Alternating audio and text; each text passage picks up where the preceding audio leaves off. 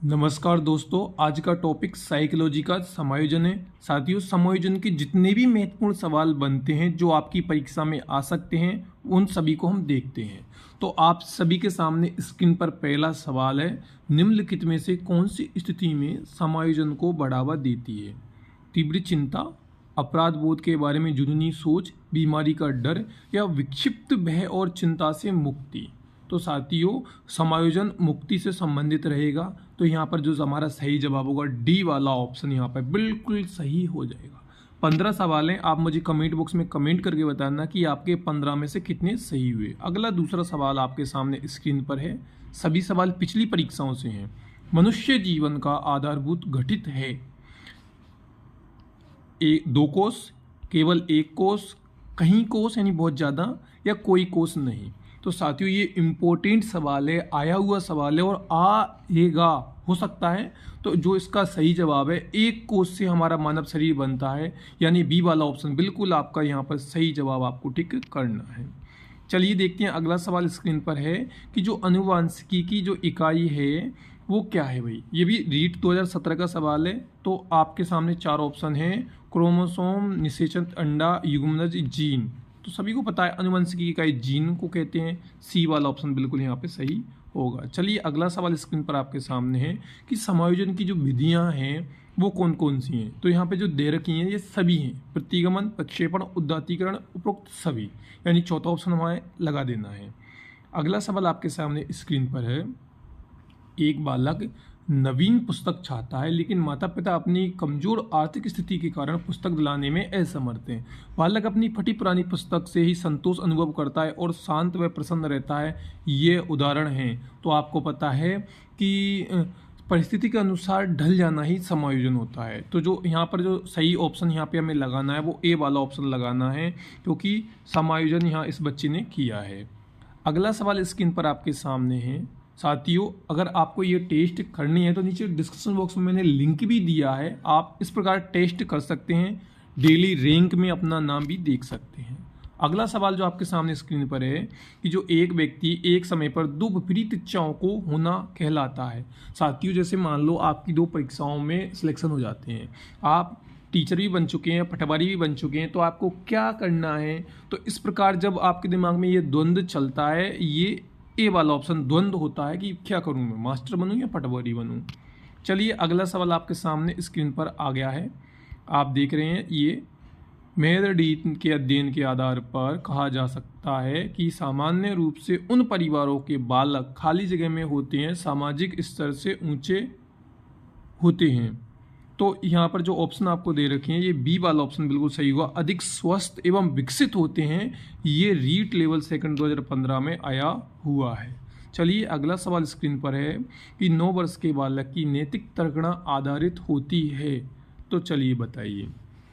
तो यहाँ पर जो 4 ऑप्शन आपके सामने स्क्रीन पर हैं, ये रीट लेवल 1 2012 का सवाल है। आप पहले इन चारों सवालों को, यानी जो ऑप्शन है सवाल के चारों को देख लीजिए। और जो पहला वाला है बिल्कुल ये सटीक रहेगा कि किसी भी कार्य के भौतिक परिणाम उसकी अच्छाई या बुराई को निर्धारित करते हैं। ये बिल्कुल सही जवाब यहाँ पे इस सवाल का रहेगा। चलिए देखते हैं अगला सवाल।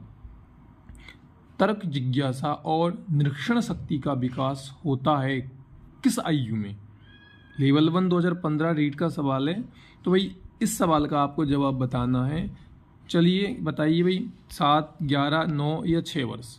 तो इस सवाल का सही जवाब 11 वर्ष बिल्कुल सटीक रहेगा। अगला सवाल है स्क्रीन पर, भाई किस अवस्था में दृष्टि एवं श्रवण इंद्रियां पूर्ण विकसित हो चुकती हैं, यानी हो जाती हैं, वो आपको बताना है। ये भी 11 2015 का सवाल है। उम्र के बारे में हमें यहाँ पे बताना है। तो जो यहाँ पे सही जवाब रहेगा वो रहेगा 8 से 9 वर्ष, बिल्कुल यहाँ पर सही जवाब है। चलिए अगला सवाल स्क्रीन पर हम 11वां देखते हैं कि शारीरिक निर्योग्यता वाले व्यक्ति के लिए निम्नलिखित में से कौन सी युक्ति तंत्र सबसे संतोषजनक होगी? तदात्मीकरण, विवेकीकरण, अतिकल्पना।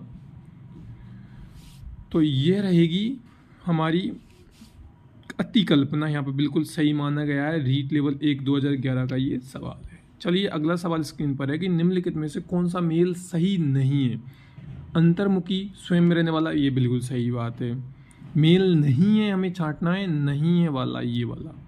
प्रक्षेपण अपनी गलती दूसरों पर डालना, युक्तिकरण अपना गुस्सा दूसरों पर उतारना, और प्रतिगमन पुरानी आदतों में लौटना।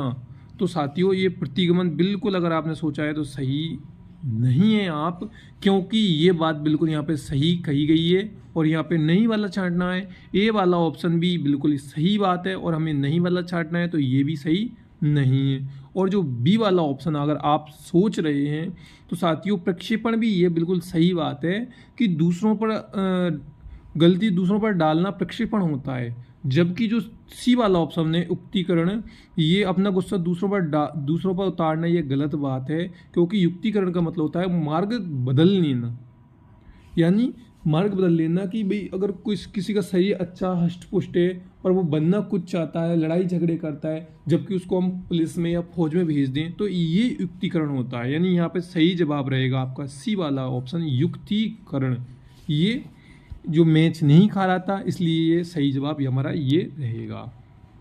चलिए अगला 13वां सवाल हमारे सामने स्क्रीन पर है कि रक्षा तंत्र बहुत सहायता करता है। ये देखिए रीट लेवल 2011 और 12 का दोनों का आया हुआ सवाल है। तो रक्षा तंत्र बताइए भाई किससे निपटने के लिए, भाई हिंसा से निपटने के लिए, दबाव से, थकान से, या अजनबियों से निपटने के लिए। तो आप सभी को ये सवाल तो बहुत इजी है, आ ही रहा होगा कि दबाव से निपटने के लिए, किससे, दबाव से निपटने के लिए ये बी वाला ऑप्शन यहाँ पे बिल्कुल सही हो जाता है। अगला सवाल आपके सामने स्क्रीन पर है कि जब व्यक्ति असफलता, दुख, पीड़ा को बलपूर्वक भूलने का प्रयास करता है तो इसे कहते हैं।